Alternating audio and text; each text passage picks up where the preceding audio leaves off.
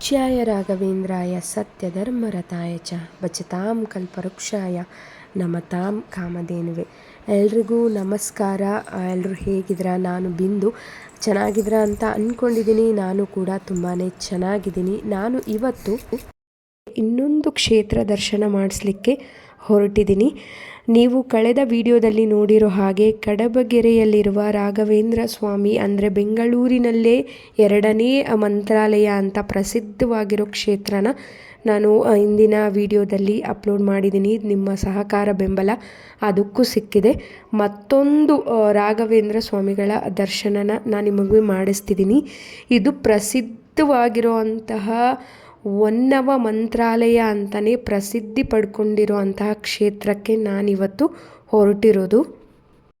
ಸ್ನೇಹಿತರೆ, ಈ ಕ್ಷೇತ್ರ ಎಲ್ಲಿ ಬರುತ್ತೆ, ಯಾವ ರೀತಿ ಹೋಗಬೇಕು, ಅಲ್ಲಿಯ ರೀತಿ ನೀತಿ ಹೇಗಿದೆ, ಮತ್ತು ಅಲ್ಲಿಗೆ ಯಾವ ರೀತಿ ಆ ಕ್ಷೇತ್ರ ಉದ್ಭವ ಆಗಿದ್ದು, ಎಷ್ಟರಲ್ಲಿ ಕಟ್ಟಡ ಸ್ಥಾಪನೆ ಆಗಿದ್ದು, ಮತ್ತು ಅಲ್ಲಿನ ಹರಕೆ ವ್ಯವಸ್ಥೆ ಎಲ್ಲ ಹೇಗಿದೆ, ಮತ್ತು ಅದರ ಟೈಮಿಂಗ್ಸ್ ಏನು ಎಲ್ಲನೂ ನಾನು ನಿಮಗೆ ಸಂಕ್ಷಿಪ್ತವಾಗಿ ವಿವರಿಸ್ತೀನಿ.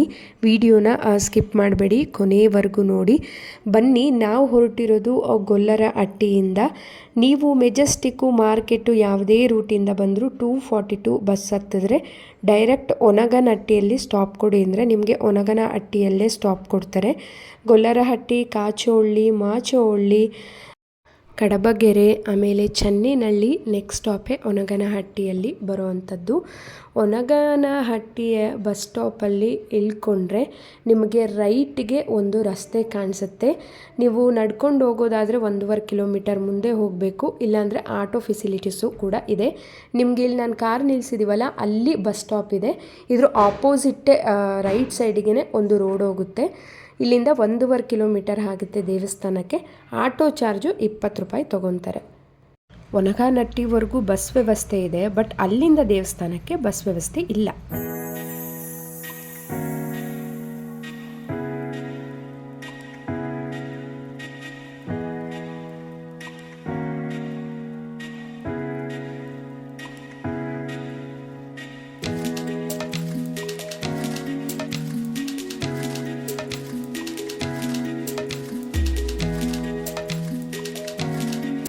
ರೂಟ್ ಅಂತೂ ಕನ್ಫ್ಯೂಸೇ ಇಲ್ಲ. ನೀವು ಆರಾಮಾಗಿ ಬರಬಹುದು. 2 ವೀಲರು, 4 ವೀಲರು, ಆಟೋ ವ್ಯವಸ್ಥೆ ಇದ್ದವರು ಆರಾಮಾಗಿ ನೀವು ಬರಬಹುದು.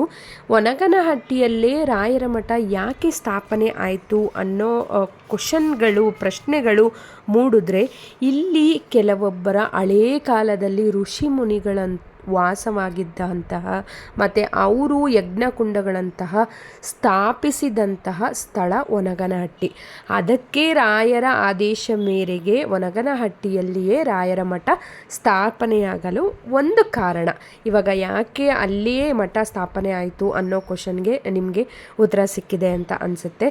ನಾವು ರಾಯರ ಮಠಕ್ಕೆ ಬಂದ್ವಿ. ಇಲ್ಲಿ ಪಾರ್ಕಿಂಗ್ ವ್ಯವಸ್ಥೆ ನೋಡ್ತಿರಬಹುದು. ಸುತ್ತಮುತ್ತ ಎನ್ವೈರನ್ಮೆಂಟು ತುಂಬಾ ಚೆನ್ನಾಗಿದೆ, ಹಳ್ಳಿಯ ವಾತಾವರಣ.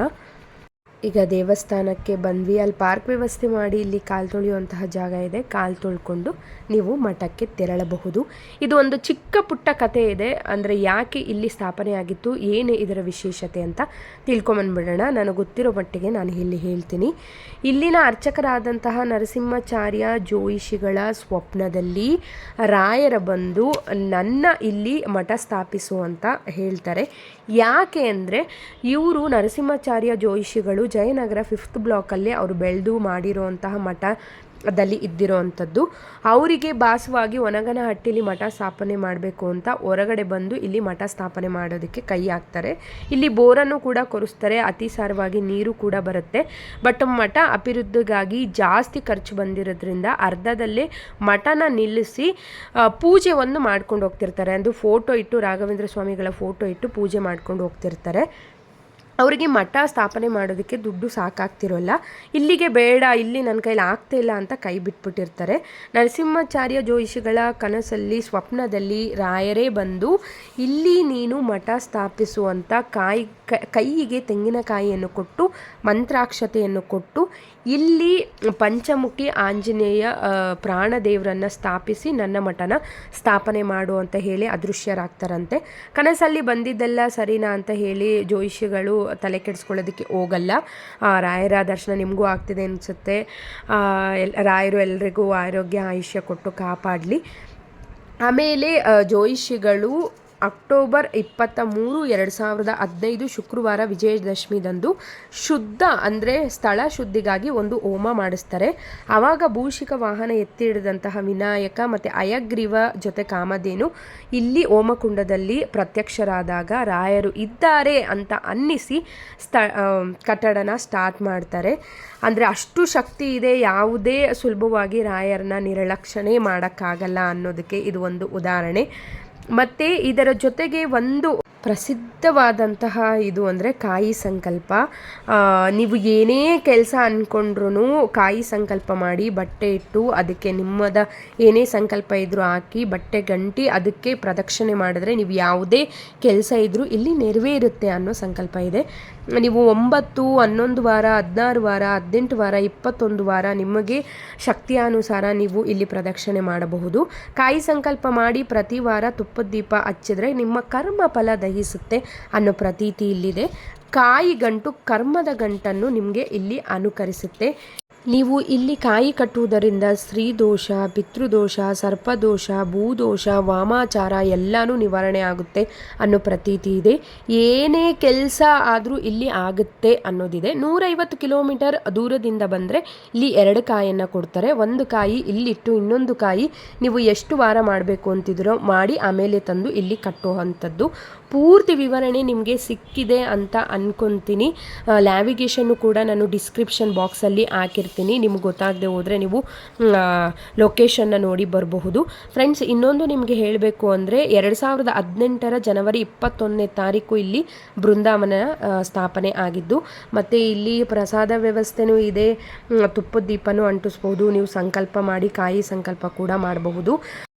ಸ್ನೇಹಿತರೆ, ಪೂರ್ತಿ ಸ್ಥಳನ ನಾನು ನಿಮಗೆ ಹೇಳಿಬಿಡ್ತೀನಿ. ಮಾಗಡಿ ಮುಖ್ಯ ರಸ್ತೆ, ತಾವರೆಕೆರೆ ಹೋಬಳಿ, ಹೊಸ ಮಂತ್ರಾಲಯ ನಗರ, ಗಿಡ್ಡೇನಹಳ್ಳಿಗೆ ಹೋಗುವ ದಾರಿ, ಒನಗನಹಟ್ಟಿ, ಬೆಂಗಳೂರು 562130. ಸುಂಕದಕಟ್ಟೆಯಿಂದ ಬಂದರೆ ನಿಮಗೆ 8 ಕಿಲೋಮೀಟರ್ ಕಡಬಗೆರೆಗಾಗಿ, ಕಡಬಗೆರೆಯಿಂದ 3 ಕಿಲೋಮೀಟರ್ ಒನಗನಹಟ್ಟಿಗೆ ಆಗುತ್ತೆ. ನಾನು ನಿಮಗೆ ಎಲ್ಲನೂ ಚಿಕ್ಕ ಸಮಯದಲ್ಲಿ ವಿವರಣೆ ಕೊಡೋದಕ್ಕೆ ಪ್ರಯತ್ನ ಪಟ್ಟಿದ್ದೀನಿ. ನಿಮಗೂ ಕೂಡ ವಿಡಿಯೋ ಇಷ್ಟ ಆಗಿದೆ ಅನ್ಕೋತೀನಿ. ರಾಯರು ಎಲ್ರಿಗೂ ಒಳ್ಳೇದು ಮಾಡಲಿ ಅಂತ ಹೇಳ್ತಾ ವಿಡಿಯೋನ ಇಲ್ಲಿಗೆ ಮುಗಿಸ್ತಿದ್ದೀನಿ. ಎಲ್ರಿಗೂ ಶುಭವಾಗಲಿ.